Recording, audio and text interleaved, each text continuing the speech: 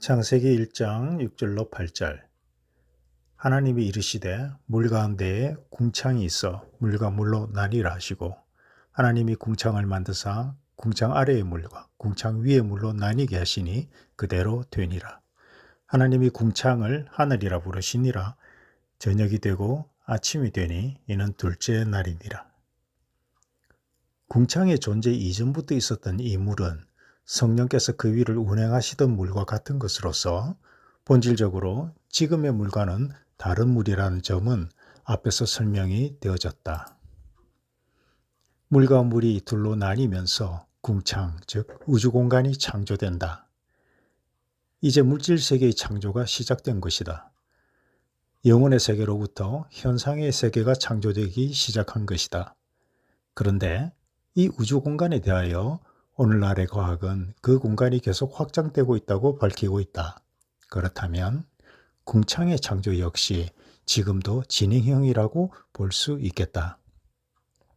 그리고 이 물의 존재는 보이는 물질 세계가 전부가 아니라는 메시지를 또한 분명하게 던져주고 있다. 이 우주가 끝이 없이 무한하고 또 무수한 별들이 존재하는 광대한 공간이지만, 우주는 그보다 더 크고 높은 차원의 이 물 사이에 존재하는 세계라는 것이다. 보좌 앞에 수정과 같은 유리바다가 있고, 요한계시록 4장 6절. 그는 14년 전에 셋째 하늘에 이끌려간 자라. 고린도후서 12장 2절.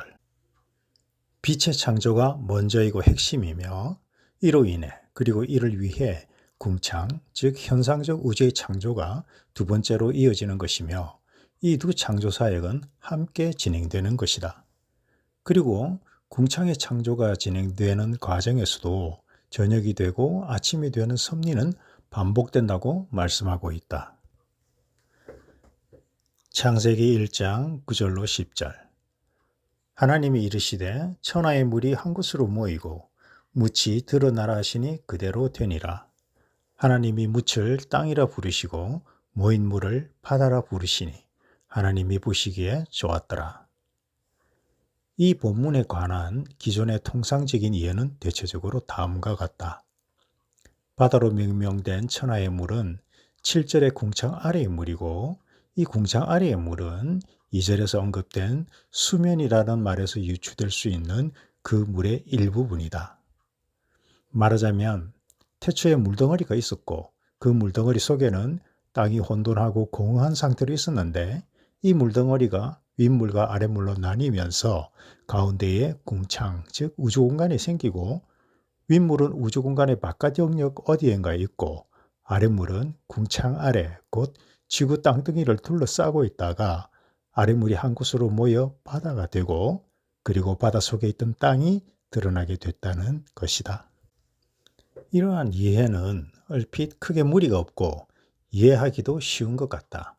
그런데 이런 식으로 이해하게 되면 우리가 딜레마에 봉착하게 된다. 먼저, 그런 이해가 성립하려면 지구가 궁창, 즉 우주공간의 창조 이전부터 이미 존재하고 있어야 된다. 이는 이치에 맞지 않는다. 지구는 우주의 탄생과 함께 생겨나 우주의 일부분으로서 존재하는 행성이지 우주공간을 초월해서 존재하던 행성이 아니다. 이는 이치적으로 너무나 당연한 것이다.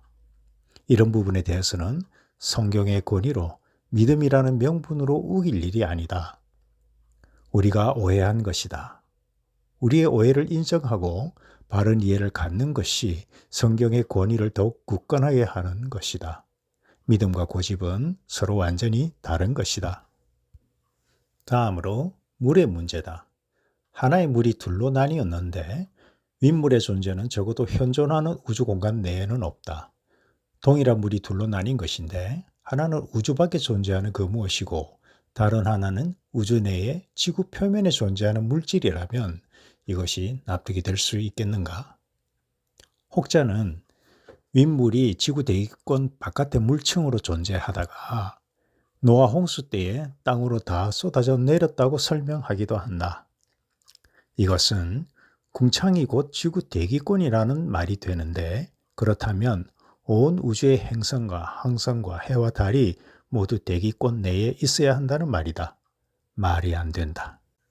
그리고 바닷속의 땅은 언제 형성된 것인가?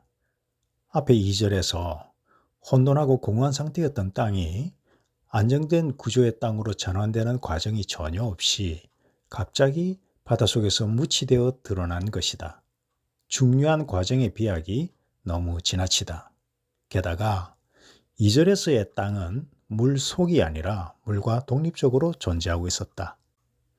그러므로 앞에서 이미 밝힌 바와 같이 여기 본문에서의 물은 궁창이 생기기 이전의 물과 동일시될 수 있는 물이 아니며 땅 역시 혼돈하고 공허한 그 땅과는 다른 것이다. 그렇다면 우리가 알고 있는 지금의 물과 땅, 즉 지구가 이 지점에서 새로이 생겨났다고 보는 수밖에 없겠다. 비록 성경은 이미 존재하고 있던 물과 땅이 서로 위치 이동을 하면서 바다와 땅이 된 것처럼 표현하고 있지만 정황으로 볼 때 우주의 탄생과 함께 물로 둘러싸인 지구가 이 단계에서 새로이 창조되고 이 지구 표면의 물이 한 곳으로 모이면서 바다와 땅이 생겨난 것으로 이해하는 것이 가장 적절해 보인다. 그러면 자연스럽다.